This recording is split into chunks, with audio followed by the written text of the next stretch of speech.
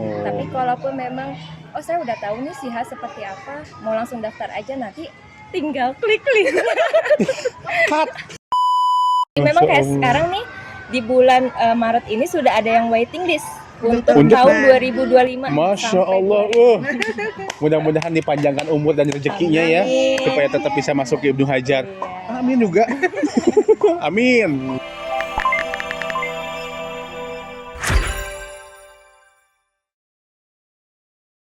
Assalamualaikum warahmatullahi wabarakatuh. Ketemu lagi dengan saya Wildan dalam acara Podcast Kebon Jati.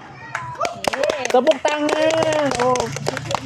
Nah, hari ini cukup.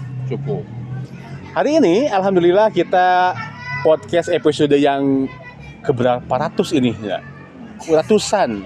Kalau lihat tidak pisan. Alhamdulillah hari ini kita kedatangan narasumber tamu yang mungkin bagi orang tua ini udah familiar banget, lebih familiar dibanding guru-gurunya. Karena ketika kita masuk ke sebuah sekolah, yang ketemu duluan mereka. Siapa dia? Nah, di sini ada apa ya namanya? Ketua PPDB 2024, ada Bu Ruli dan Bu Seli sebagai TU dari SD. Tepuk tangan dong buat mereka berdua. Alhamdulillah, terima kasih Bu Ruli, terima kasih juga Bu Seli sudah hadir di podcast kami. Alhamdulillah mengisi kehangatan kita hari ini. Alhamdulillah. Gimana Bu Ruli, Bu Seli sehat? Alhamdulillah. Sehat.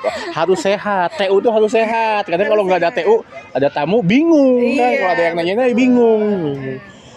Di sini kita udah ada banner gede banget di sini. Daftarkan segera kuota terbatas. Emang nggak ada kuota yang bulanan unlimited gitu, nggak ada? Ini kali ya, ekstra kuota nggak boleh ya. Di sini ada PPDB. Mungkin orang-orang kalau misalkan pas tahun ajaran baru, kayak sekarang nih banyak spanduk yang pokoknya yang di daerah sekolah pasti ada tulisan PPDB.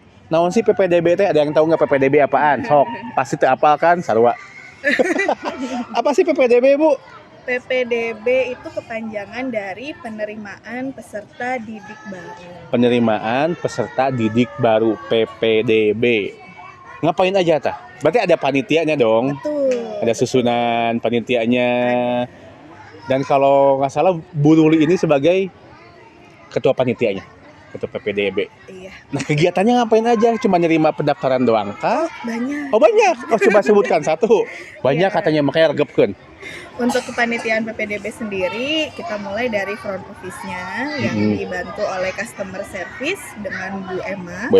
Lalu ada TU dari setiap program, yaitu ada TU PGTK dengan Bu Rodia, TU SD dengan Bu Celia, lalu TU SMP dan SMA dengan Bu Laila. Selain dari front office nih, orang tua kan sudah diterima ya untuk pendaftaran. Dilanjutkan nanti akan bertemu saat proses observasi. Betul. Nah, di situ akan bertemu dengan para observer yang kita lakukan bersama dengan guru-guru. Jadi guru-guru yang nanti akan menjadi observer.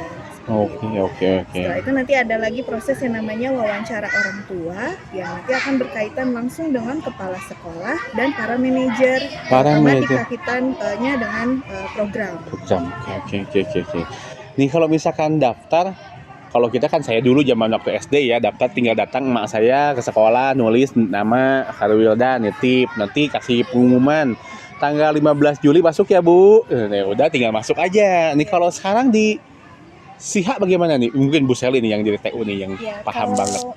Untuk PPDB di SIHA ini memang kita online, Pak. Online. Ya, online.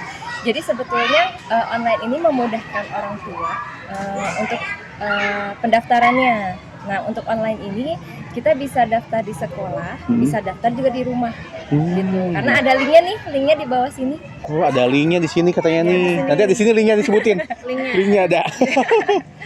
Jadi nanti untuk orang tua yang mau mendaftar, kalau memang mau datang ke sekolah, mau tanya-tanya dulu sambil mau lihat dulu gitu ya kondisi atau fasilitas yang ada di sekolah di sini, itu boleh langsung ke sekolah dan boleh langsung mendaftar di TU atau CS.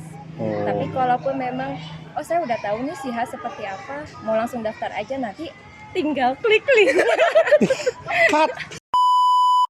Jadi kalau orang tua yang sudah tahu SIHA seperti apa dan udahlah mau daftar aja langsung gitu ya. Nah, itu boleh langsung diklik ke ppdb.siha.id. ppdb.siha.id. Ya.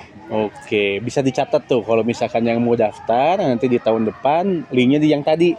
Nggak kedengeran, nanti ada tulisannya di sini kok, ada tulisannya nanti. Ada. Ada tulisannya. Nih, berarti pendaftarannya secara online. Itu kalau misalkan emang kita lihat kelebihannya kan orang tua mungkin jadi lebih fleksibel ya, daftarnya nggak usah datang ke sekolah, cukup di rumah. Nah, kelebihan yang lain mungkin dari panitianya lah gitu. Apa sih dari kelebihan buat yang dirasakan panitia untuk online ini? Apa lebih simpel, apa lebih ribet, apa gimana nih? Kalau untuk panitia sendiri, pastinya dari segi pendataan data siswa itu lebih mudah karena kita tinggal download semua berkas yang sudah terdata di websitenya. Oh iya. Jadi nggak perlu yang harus minta hard file-nya. Kalau hard file kan sudah ibaratnya sudah banyak kertas gitu ya. Jadi kita juga sifatnya sudah paperless. Supaya mengurangi juga penggunaan kertas, kita sudah beralih ke zamannya digital. Nih, lanjut nih kalau misalkan si anak atau orang tua murid udah daftar. Terus selanjutnya nih, proses seleksinya, ada proses seleksi nggak sih kalau PPDB itu? Ada. Kalau misalkan dari sekian ratus yang masuk, kalau misalkan ada dipilih, kalau misalkan ada berkasnya kurang lengkap, kalau misalkan yang daftar kerja ya, nggak ada KTP-nya nggak diterima, ini lulusannya bukan S1 nggak diterima. Nah, kalau di PPDB itu bagaimana nih? Ya. Ada proses seleksi juga? Seleksi pasti ada. Kalau yang terkait dengan administrasi itu biasanya kita akan reminder lagi ke orang tua. Ini ada yang terlupa gitu, mohon diupload kembali. Jadi tetap akan ada follow up dari bagian TU gitu, untuk data-data administrasinya. Tapi kalau untuk observasi sendiri, nah kita itu bentuknya untuk melihat apakah Ananda yang memang secara kematangannya sudah siap gitu. Nah, kita akan lihat dari segi tes kematangannya. Tes tes kematangan atau kita sebutnya kesiapan belajar untuk semua program. Untuk semua program. Nah, kalau misalkan si anak nih udah wawancara, udah observasi. Ya. Tujuan nanti kan untuk melihat tes kematangan. Ya. Nah, si anak itu nanti kesananya ada istilah lolos atau gimana?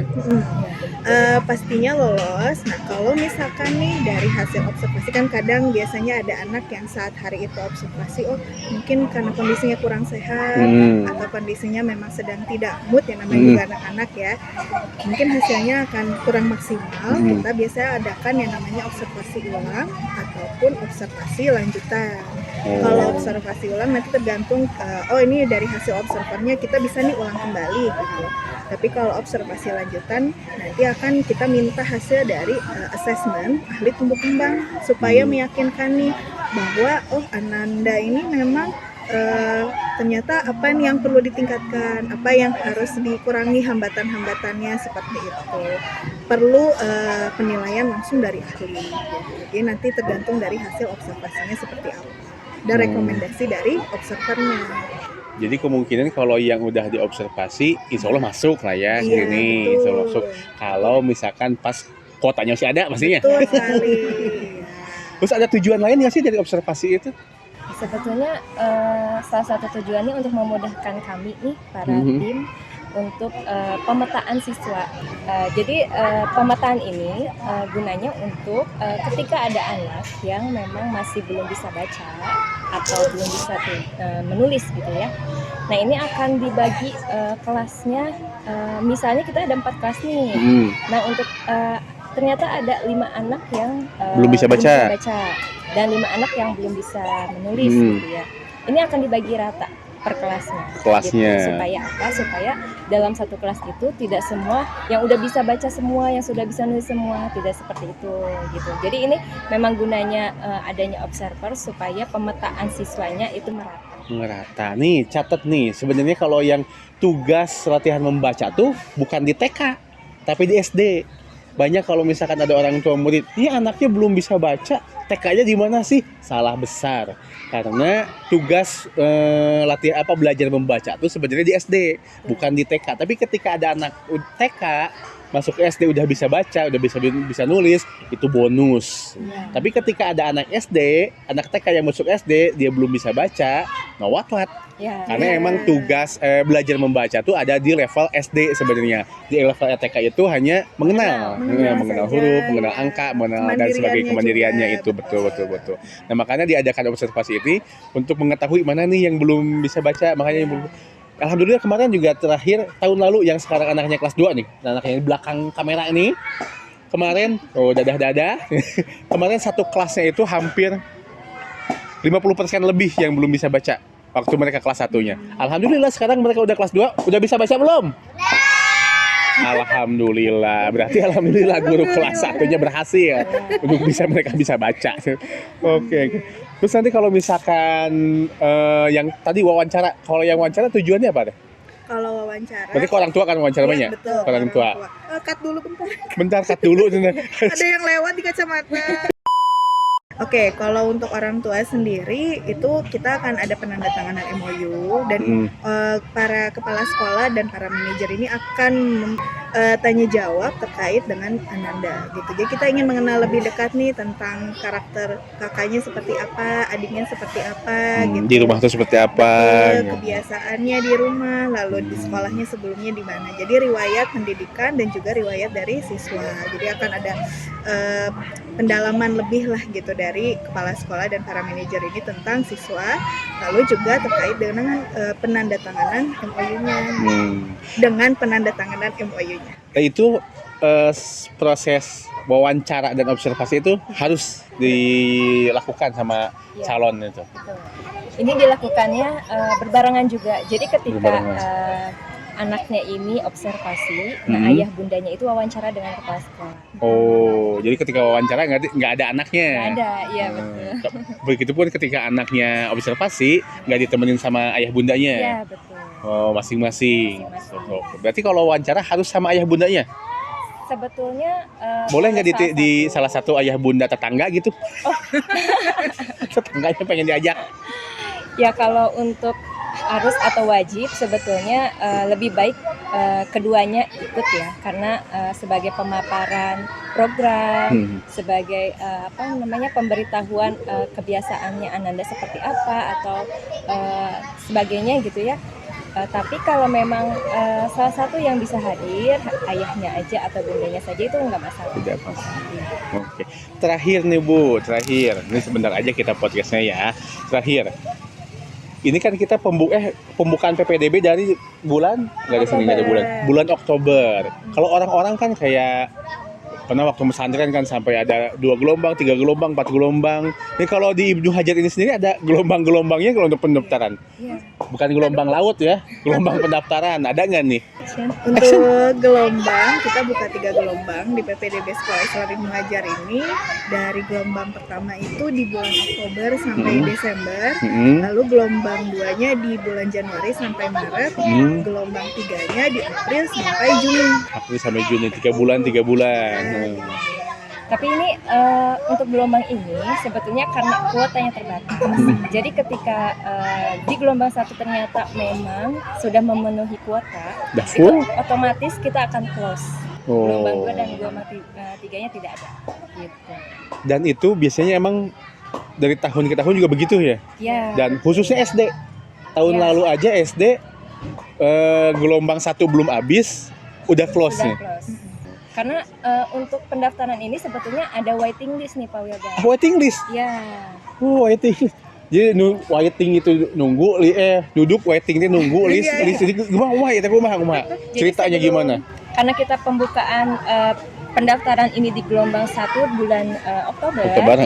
Jadi ternyata saking banyaknya orang tua yang berminat ke SIHA, sebelum Oktober ini sudah banyak yang mau daftar gitu Pak Wil. Jadi kita arahkan untuk waiting list. Oh, jadi karena bulan Oktober ini belum nih pendaftaran belum dibuka, tapi udah ada yang daftar. Jadi masuknya bukan ke pendaftaran tapi ke waiting list dulu. Jadi nyimpen nama. Nitip nama.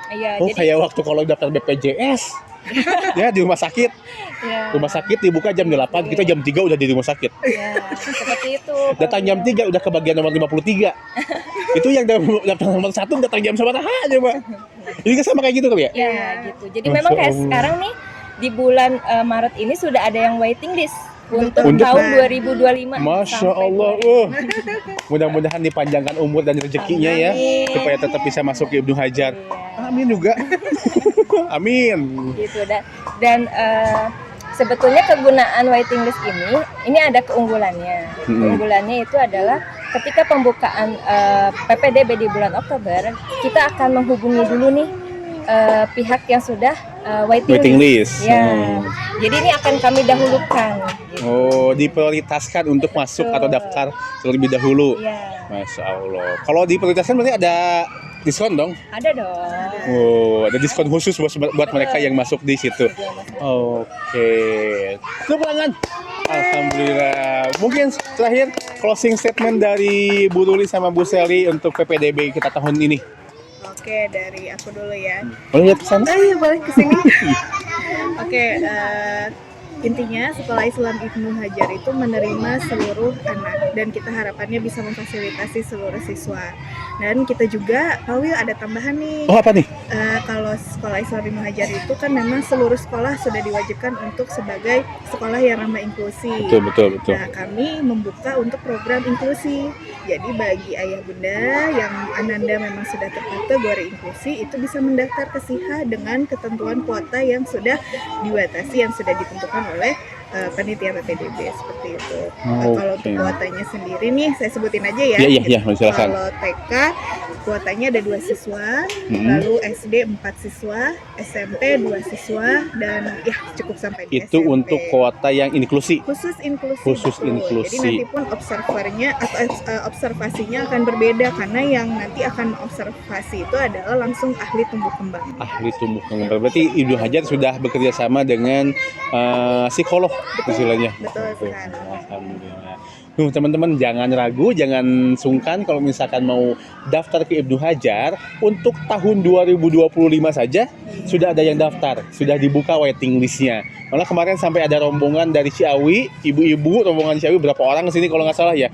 Daftar waiting list untuk anaknya yang sekarang masih TK-nya aja belum lulus. Katanya buat nanti di tahun 2025, Masya Allah. Yuk bagi ayah bunda atau teman-teman yang punya ponakan, punya adik atau punya sepupu yang mau daftar Ibnu Hajar, yuk walaupun pendaftaran sekarang ada di gelombang 1 mungkin udah ditutup, tapi pengennya nanti jangan tunggu nanti.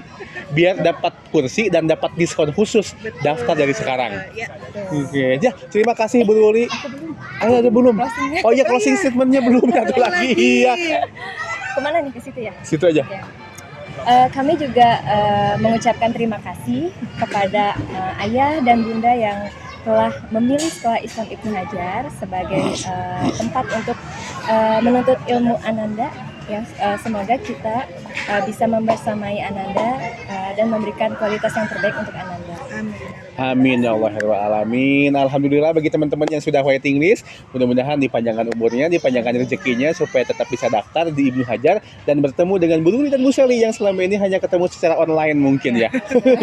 Sekali lagi hatur nuhun Bu Ruli, hatur nuhun Bu Sally sudah hadir, sudah menyempatkan waktunya di tengah-tengah kesibukan di TU-nya. Teman-teman Ibnu Hajar, teman-teman semuanya, terima kasih sudah tonton podcast ke Kebun Jati. Jangan lupa daftarkan anak-anak sekarang untuk mendapatkan ilmu yang berkah, insya Allah. Terima kasih. Assalamualaikum warahmatullahi wabarakatuh. Dadah.